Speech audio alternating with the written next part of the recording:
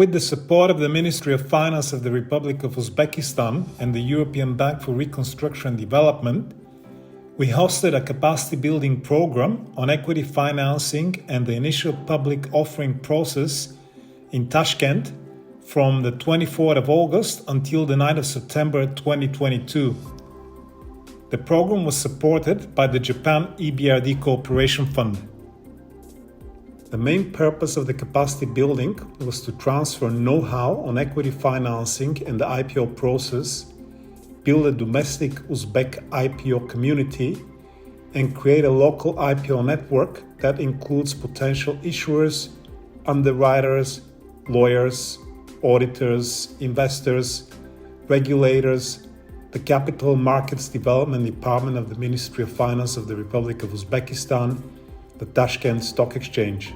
The training provided the relevant theoretical and practical knowledge needed for all actors involved in the IPO and SPO processes. We went through each step of the IPO process, looking into great detail what is the role of each member of the IPO's team within the company.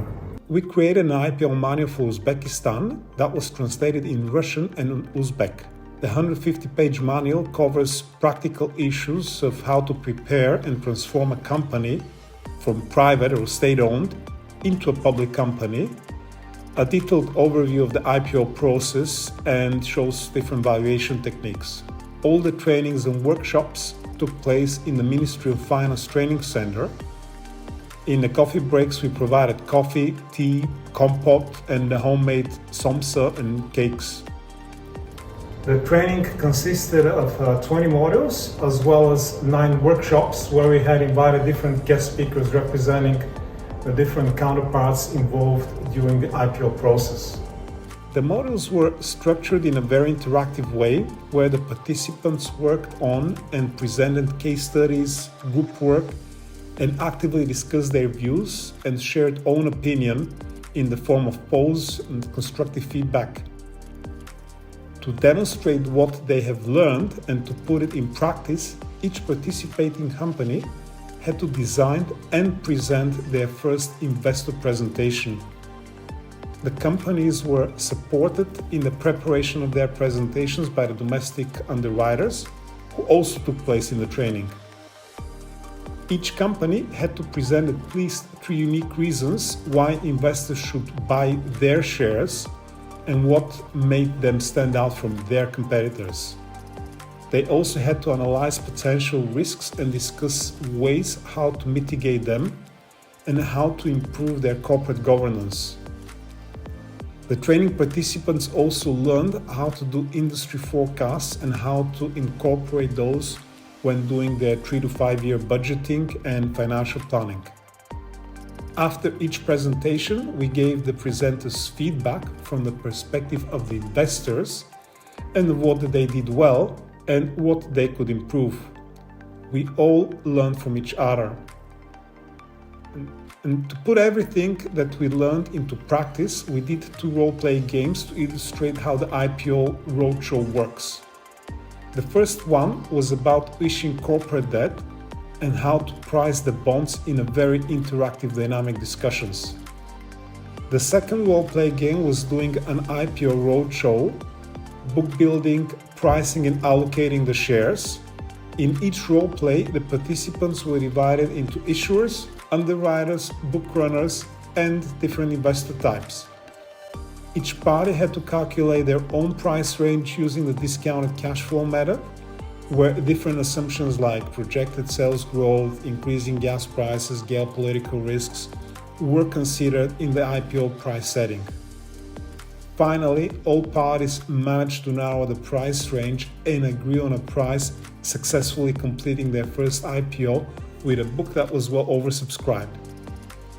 To build and expand the domestic and regional IPO community, we hosted 9 networking workshops. Kinsteller were the first guests who flew in from Almaty to share their experience of issuing Uzbek and Kazakh sovereign and corporate bonds and walked us through a case study on dual listing.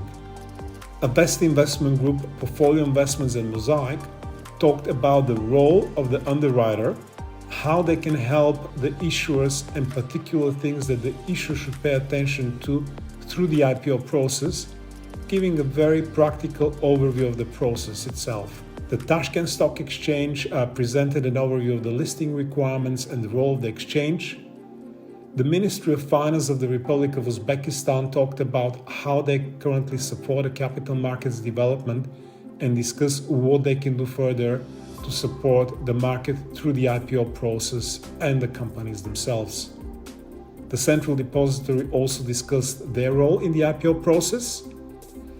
From the investor perspective, the portfolio manager of AFC Uzbekistan Fund, that's the first Uzbekistan-only equity-dedicated fund, discussed the requirements of institutional investors and what the issuers should pay attention to.